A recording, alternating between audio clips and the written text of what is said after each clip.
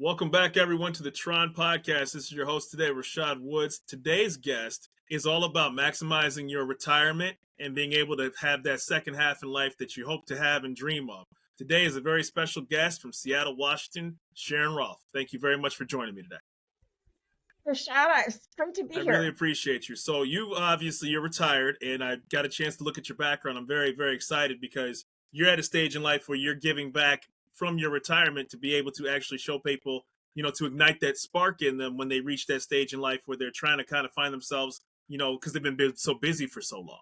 So you want to just dive into that? Yeah, there's the mundane of paying for the roof over your head and your car and your education and all that. We kind of forget our dreams. Right. And in retirement, we get to live from our heart, and nobody really tells us that. But it's so important because having a new purpose and a new focus on life is what gives us longevity and better health and purpose. So take it forward. So you retired from Boeing. You're in Seattle area. Seattle's beautiful, by the way. I love that city. That's an awesome city. Yeah, it's really. I got a chance to go to a couple places up there when I visited the obviously the Space Needle, and then the museum of the Rock Museum, the Music Museum, where they have like all the different musical things in there and things like that. I'm probably butchering the name of it, but it's a wonderful museum I got a chance to go up there too as well.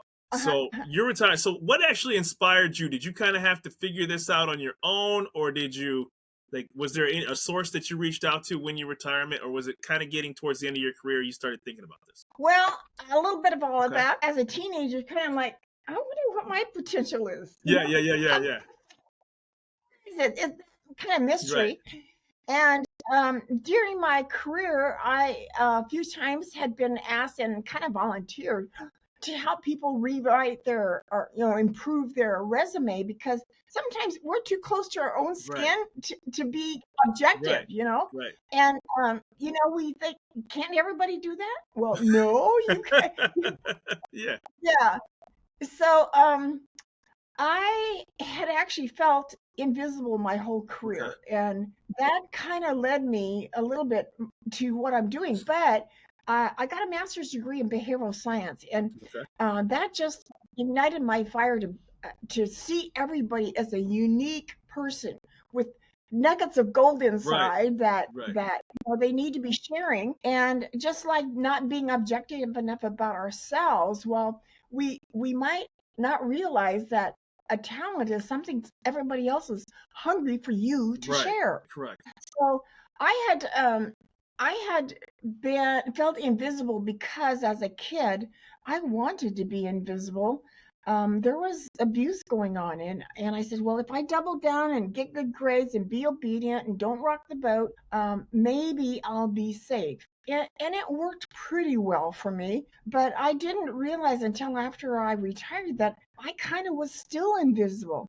I was even in coaching class. I started the class just the week before I retired, and I was often the last one to speak because I kind of would summarize what the discussion was and mention a book or a video or a website and throw in my nugget of value right at the end. I wouldn't participate in the discussions that much.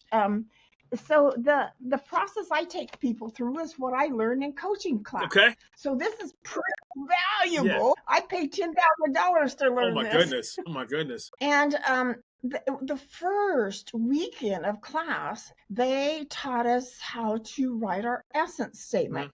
Well, I've kind of renamed that to being our spark, because essence is used a lot these days and doesn't always mean as much to everybody. Right. So I thought, well, kind of more, maybe it's not exciting understood either. But when I point to my heart, it kind of like my intrinsic motivation. For sure. Well, so we stood in a circle at the end of the class that weekend and read our essence statement to each other. And I kind of noticed some of the people sharing were kind of sniffling, and I thought, oh, what's that about?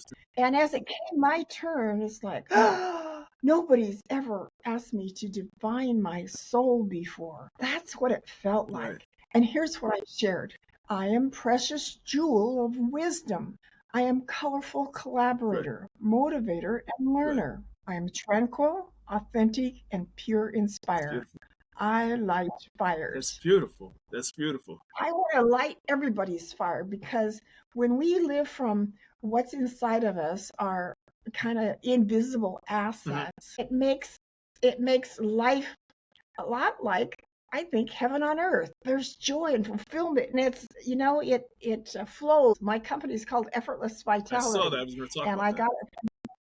Yeah. So when you're in the flow, and nobody has to prime your pump to get you to share. It's like, oh, easy. I can do that. And I want everybody to recognize that there's joy and fulfillment from what comes from our heart.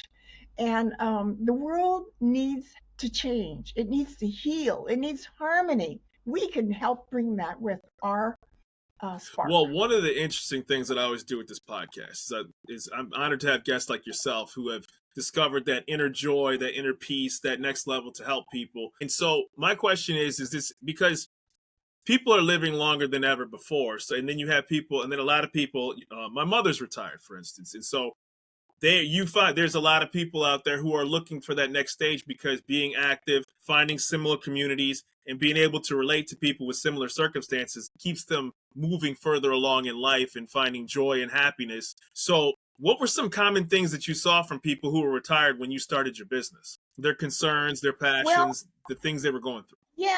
Well, actually, the first thing I noticed is that when they didn't have their business card anymore, this defined them. This is my title. This is the team I work with. Yeah. This is what I accomplish, know? Oh, that's gone? Yeah. Oh, what do I do now? They were the structure of their day, why they needed to get up at, with the alarm clock, and where they need to go, and what was, what am I going to do now? Their identity kind of had dissipated. Mm-hmm. And so they were confused. And then there's people that, they might play golf every day, but is golf fulfilling after 4 years? Right. And let's see, I don't have kids, but all the people that have kids and grandkids, they're, Grandma, can you come help me, can you come to my birthday party? Right. Can you come to my graduation? Right. People are starting to plan on graduations now, for the summer. Start becoming the personal worker for the grandkids and grandkids, so to speak. Right. Too busy, and they're not really yet living from their heart. So let's see, what would be another thing? Getting stuck, getting confused, not having a reason to get out of bed, and no purpose. Right. Oftentimes, if we're fortunate, our jobs are our purpose, and now that has gone flying out the window. Right. One of the people I interviewed in my podcast, she had started a foundation, and but she had also just gone through a really bad divorce. And the foundation come after this story.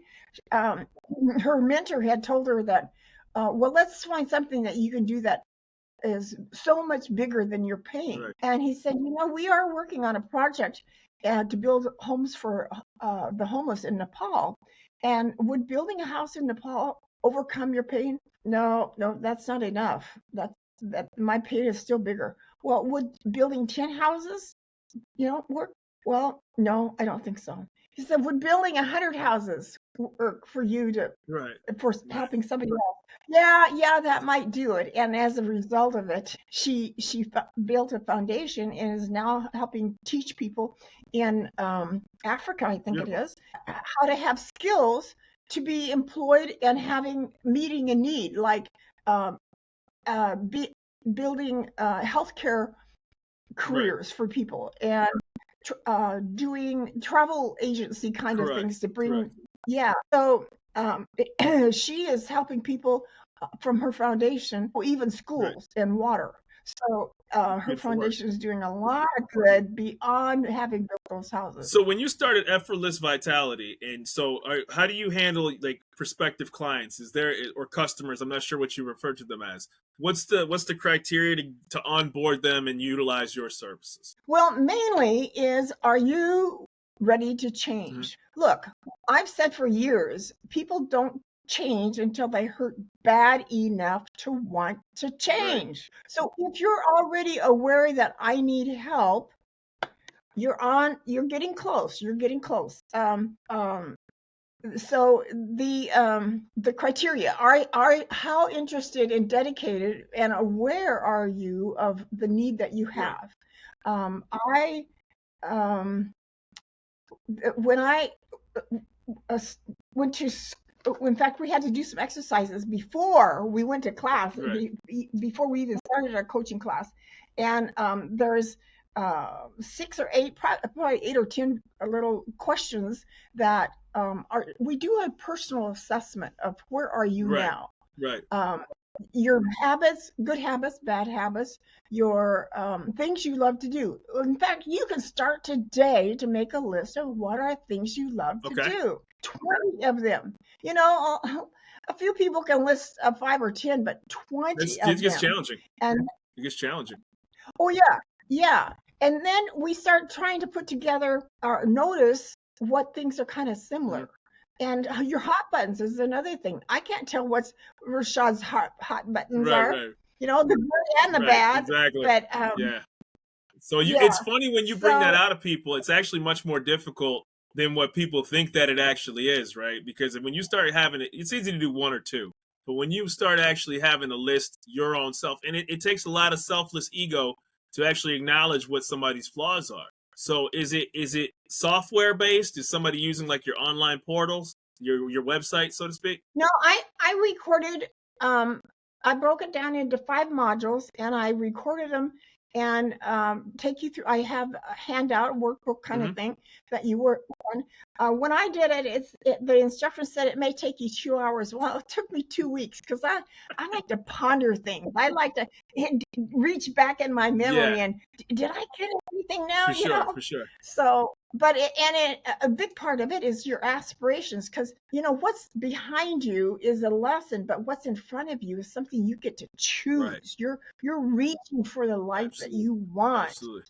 And the happiness and joy probably is out there in the future much more than what it is today. Well, the thing is about it, and I always use this analogy, right? Your front windshield is a lot bigger than the rear view mirror in your car, right? So what's in front of you is exponentially more important than where you left, right?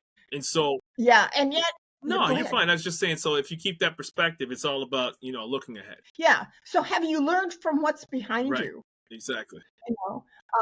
A lot of counselors are they keep looking at what's behind you and trying to fix it, but it's so much more healthier and easier and happier when you're looking at, oh, you mean I get to live my dreams? Right. So you're getting these retired. Do you get pre-retirees? Like people start talking to you in advance, like, hey, I'm going to be potentially retiring within the next 3 to 5 years. Let me start finding my purpose before I get to a point where it's already happened. And then I'm in that quote unquote, I don't want to say dark place, but kind of lost space, so to speak, right? Lost, or stuck. Yeah, I had been, had run a singles convention in my church in about mid-'80s. And my director said to me, well, Sharon, always have something else to go to once you finish a big project. And he had already led a few of these conventions, and I never did ask him how he learned this lesson, but as I was getting close to retirement, okay, Pastor Ed said I need to have something else to go to. So I had my antennas up, and what could it be kind of thing.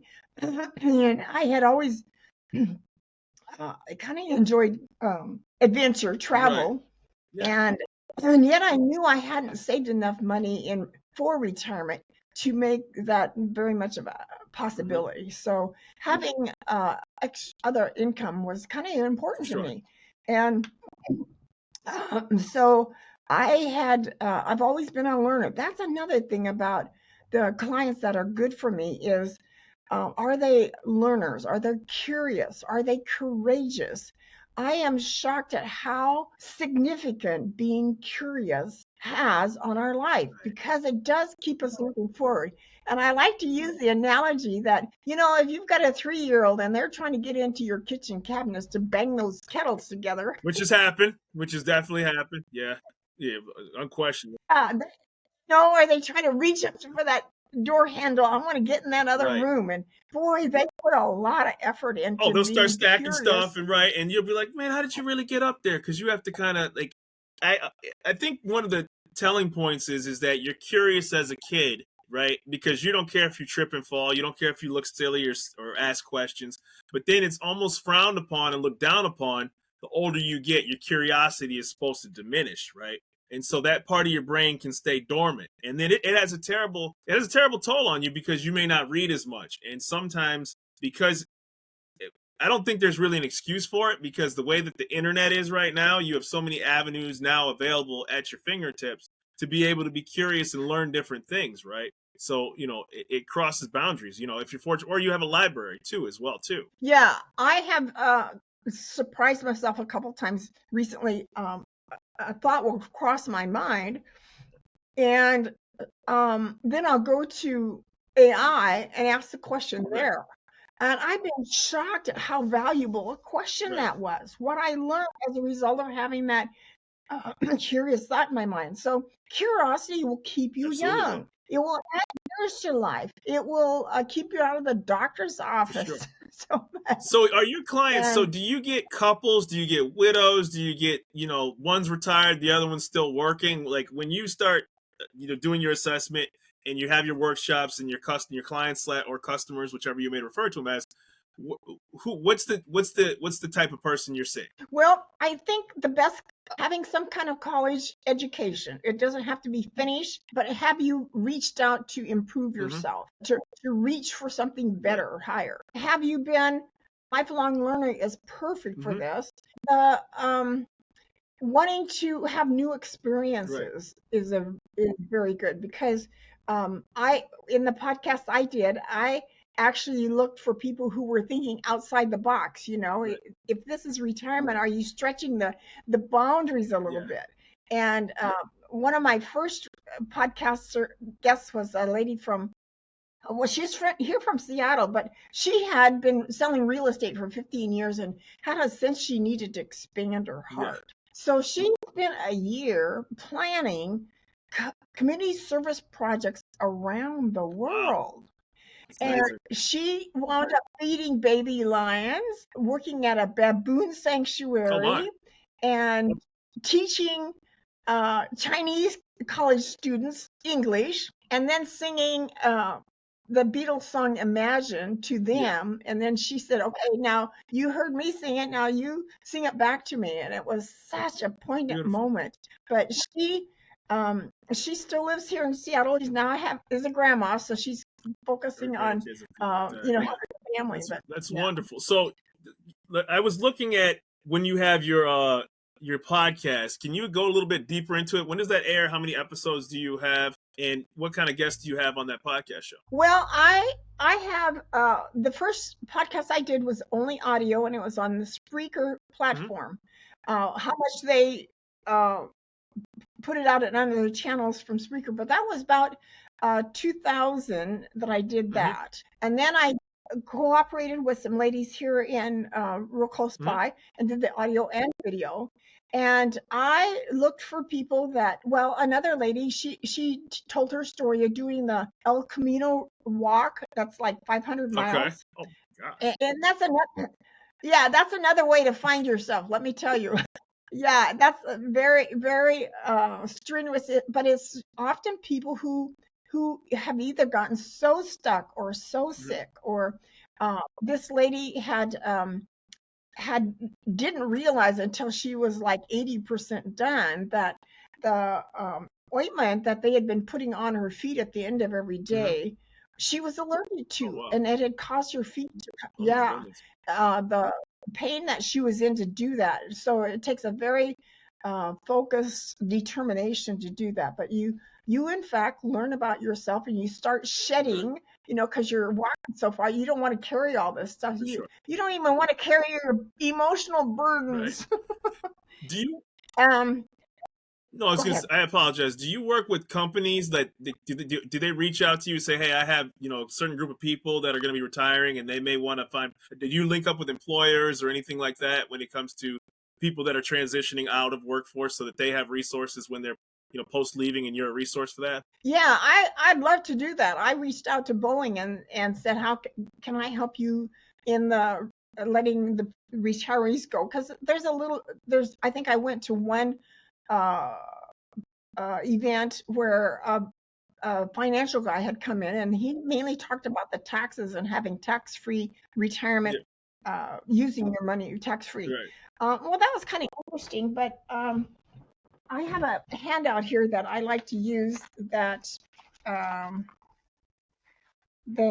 it talks about, here it is, all the things you lose besides your paycheck when you retire. Sure. Oh gosh. So this is hard to see. I realize. Well, you can read off a couple of them. That's fine. I didn't see it too well. So reflecting and planning, and in fact, Rashad, there's getting to be a demand, a rising up of people retiring and say there's so much more we needed to know besides our finances because of the transitions of all these things going away. Right, emotional support, and that's one of the things I was curious about. You're holding that up, so I'll let you continue. I didn't mean to cut you off. Go ahead, please. Well, I have another.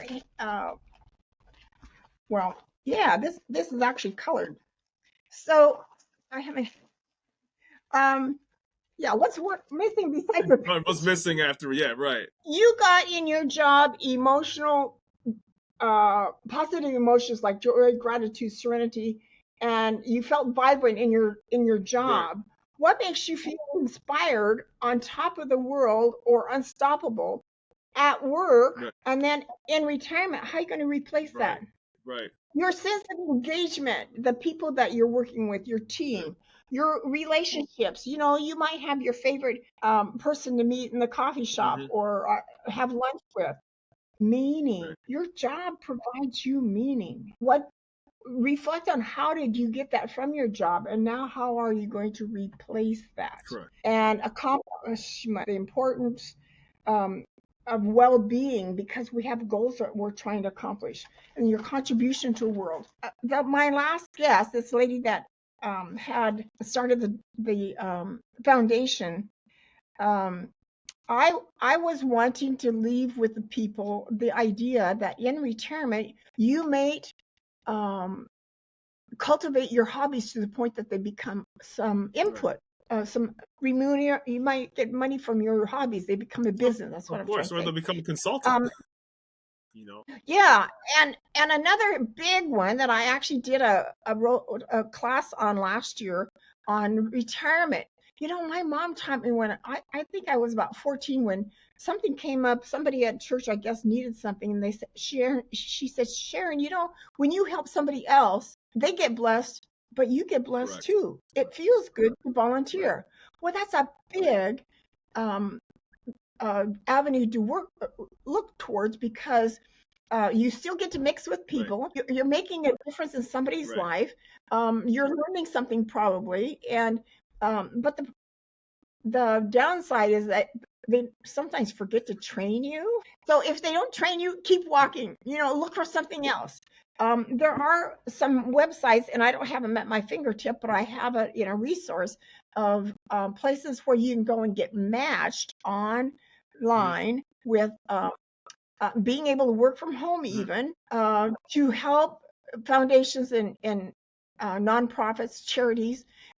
In fact, this same lady from the foundation, she said an easy way to transition is to do what you did for charity. Sure. So if you're an accountant, go find somebody that needs some book work done. Easy transitional skill. If you're a pilot, go find somebody that needs people or things delivered. So I have two questions. I'm sorry, I just had two questions real quick, and I apologize if I cut you mid-sentence. That's my fault.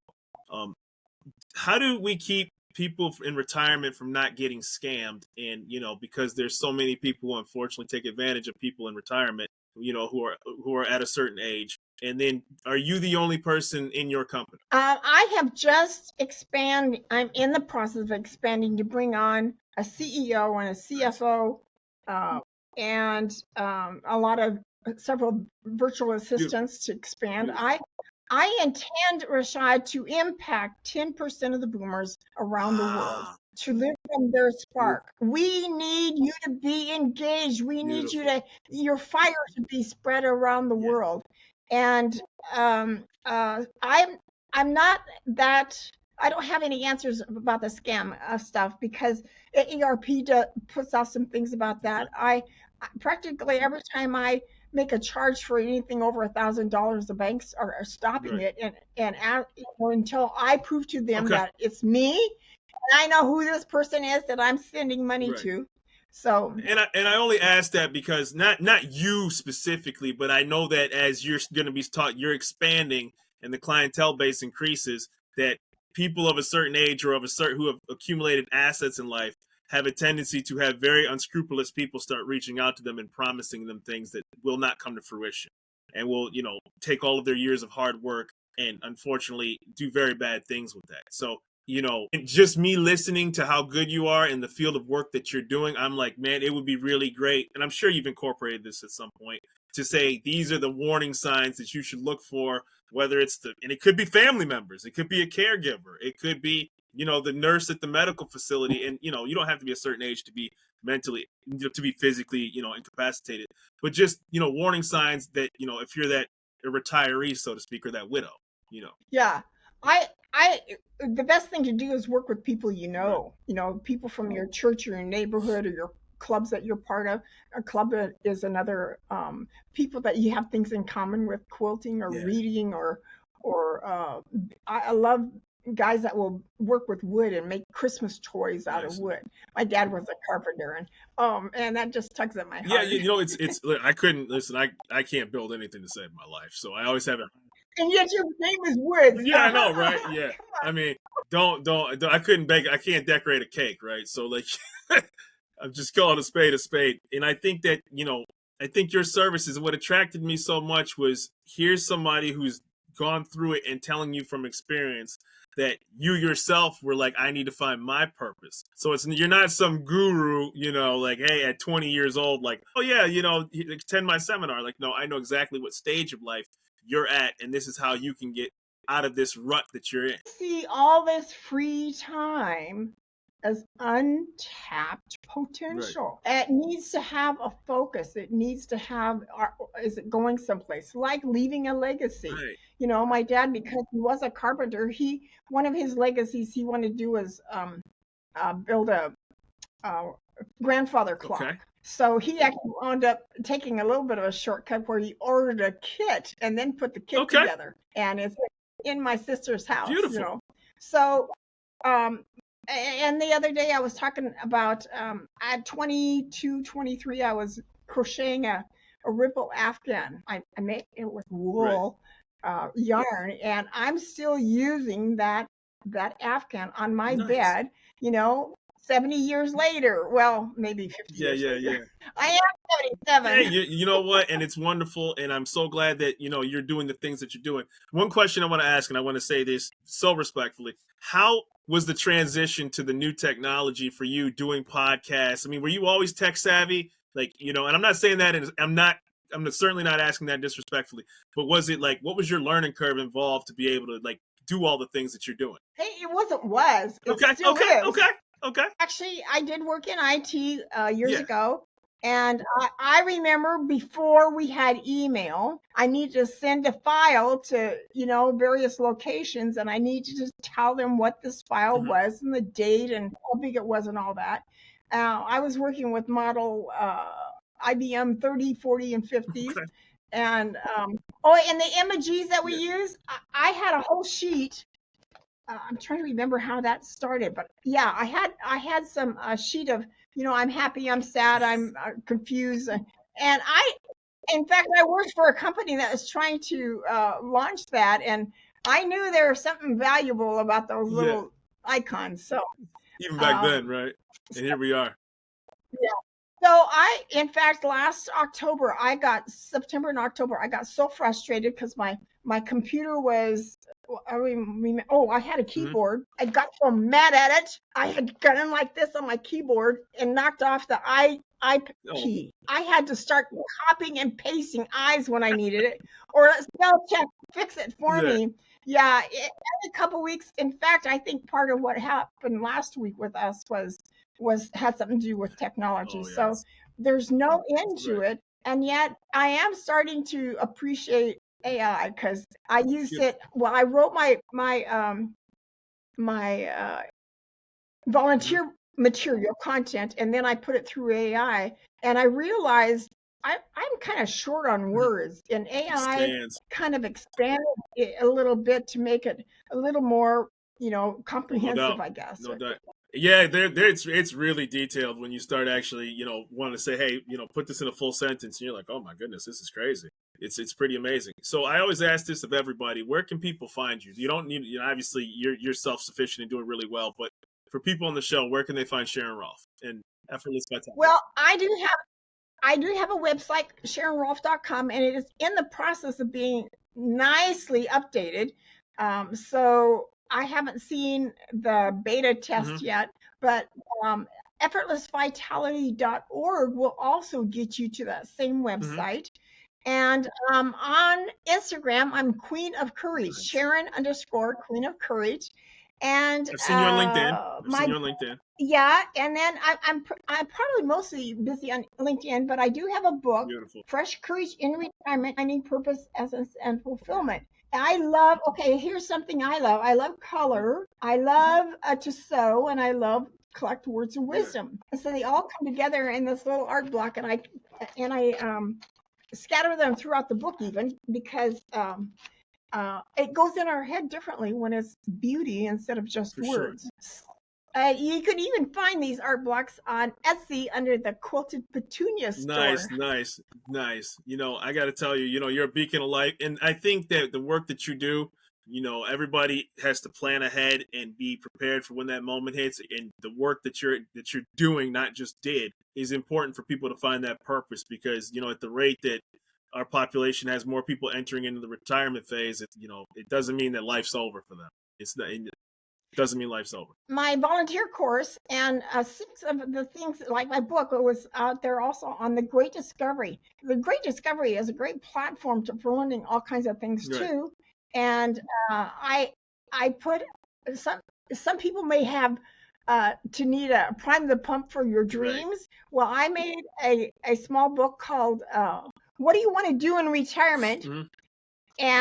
And it includes things sort of along the lines of what makes you think, what makes you cry, what makes you dream, what makes you excel. Maybe you'd like to touch the water in the 7 oceans, or follow a monarch butterfly migration, or sing to prisoners, or beautify your roundabout that's near your house. There's all kinds of things you can do that is not expensive. Yeah, those are all wonderful things. And previously at the very beginning, when the museum, I was trying to remember the name in Seattle, it was the Museum of Pop Culture. That's where that's the place I visited. You like that? Oh yeah, I mean, it's a great place. Like it just has a mixture of everything. It's a beautiful, Seattle's a wonderful, beautiful city. And so I would love to have a follow-up conversation about more of what you do, because I think the work that you do is very important, and I think the people you're impacting, you always want to make sure somebody has a purpose, no matter what stage in life, but particularly when they no longer have that day-to-day fulfillment of, like you said, being in the lunchroom or having their business card on them. And I think that's very important. So, well, transitions are really challenging. Change of any kind is challenging. You get a new car, or get a new house, or get married. Well, retirement is up there in the top 5 of the most stressful transitions that we can go through. So please get some help and realize that in fact, my book, I wrote it in such a way that it's a do-it-yourself kind of, I ask you all kinds of questions that help you remember.